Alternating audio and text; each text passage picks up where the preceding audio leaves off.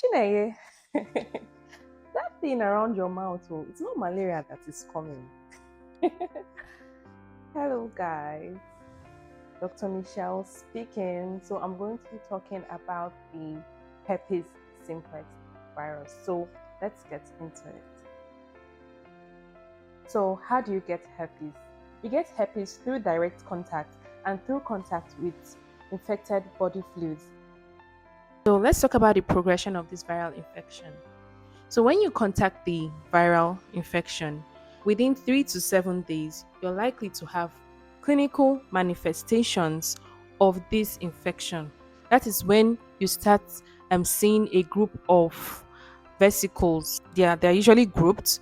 Then you start having pain, fever, start feeling so weak. Sometimes you can see that your lymph nodes are also swollen and they are painful too. You can also experience sensations, tingling sensations, the nerves around that area. So usually this varies from person to person, and in someone that has the infection for a long time, you can start having more milder symptoms of this viral infection. Now, once you get the virus, it remains dormant in your body.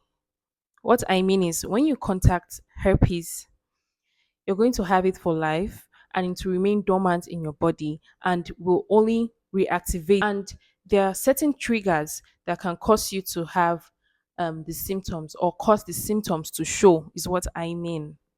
So these triggers include menstruation, pregnancy, stress, cold weather, and also if you're immunocompromised. So, how do you spot the diagnosis, or how do you know that you have the herpes simplex virus? Usually, it is a clinical or spot on diagnosis by a medical doctor. How we identify it is that it's grouped together and it's later erupts or bursts into a blister or sore, and it's painful. There's also a laboratory confirmation, or how you do a test to find out if you have herpes. We have what we call the zinc test. So this is by scraping the infected skin, the base of the infected skin, put it on a glass slide and view it under a microscope. And through the morphology, we can identify the virus. We'll also do a skin biopsy. You can do a skin biopsy to also identify the virus. Then we have certain tests like the Western blot test, polymerase chain reaction test. These are tests that help to identify the viral antigen and to specify whether it is herpes simplex virus 1 and herpes simplex virus 2. So, topical viral medications are applied for the management of the viral infection. So, we have Zovirax, Valmv, and Valtrex. So, I'm sure you're familiar with the brand name or company name. So, for Zovirax, we have Acyclovir cream, which is the most common. So, it comes in different strengths.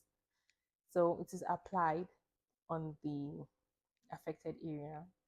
And certain medications like painkillers and amitriptyline can be given due to the sensation. So it depends on the symptoms you're presenting with, which your doctor will prescribe for you.